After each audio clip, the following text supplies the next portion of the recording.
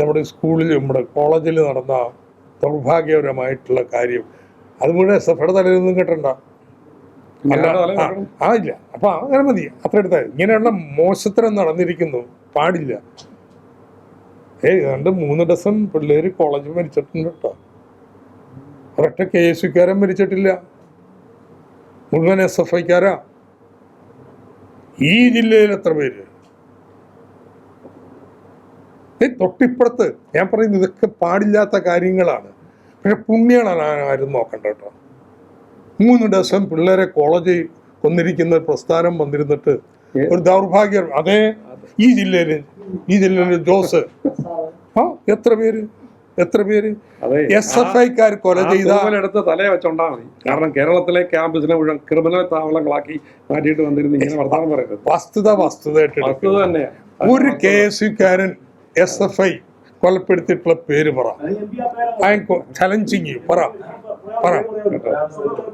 SFIക്കാരെല്ലാം മാലാഖമാരാണ്. അവരെ തലവടിക്കൊണ്ടിരിക്കുമ്പോൾ മഹാരാജ് കോളേജ് ആയാലും ഇപ്പൊ ഈ പോക്കോട്ട് കോളേജ് ആയാലും സകല കോളേജിൽ അവർ നടത്തുന്നത് ദേശസ്നേഹപരമായ കാര്യങ്ങളാണ് നടത്തുന്നത് കേട്ടോ.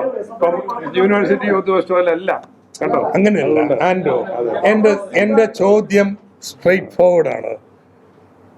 ഞാൻ വേണമെങ്കിൽ 32 SFIക്കാരുടെ പേര് പറയാം കൊല ചെയ്യപ്പെട്ടത് ക്യാമ്പസുകളിൽ.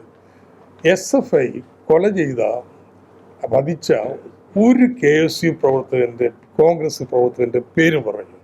നിങ്ങൾ അത്രയും ആക്ഷേപം പറഞ്ഞുകൊണ്ടാണ് ഇങ്ങനെ ചോദിക്കണത്. എന്തോ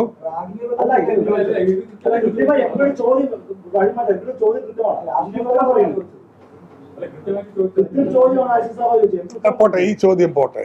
ഞാൻ ചോദിക്കുന്നു, ഇപ്പൊ വീണ്ടും ചോദിക്കുന്നു സബ്സ്റ്റാൻഷ്യൽ ചോദ്യമാണ്. കിഫ്ബി ഇല്ലെങ്കിൽ ഈ പ്രൊജക്ടുകൾ എങ്ങനെ നടപ്പാക്കും? വേണ്ടെന്നാണോ പറ. അതുകൊണ്ട് ഡോക്ടർ പറഞ്ഞ ഈ കണക്കുകൾ ഒട്ടും ചേരുന്നില്ല. 1.32%, 9.72% എങ്ങനെ തരാനാണ്? അത് ഡോളർ റുപ്പി എക്സ്ചേഞ്ചിലെ ഡിഫറൻസ് ആണെന്നൊക്കെ പറഞ്ഞ് ആരെ കളിപ്പിക്കാൻ പറയുന്നത്? അതെങ്ങനെ? അന്ന് എത്രയാണ് ഡോളർ എക്സ്ചേഞ്ച് വാല്യൂ? എത്രയാണ്? 3 കൊല്ലം മുമ്പ് എത്രയാണ് വാല്യൂ? ഇന്റർനാഷണൽ മാർക്കറ്റ് എത്രയാണ്?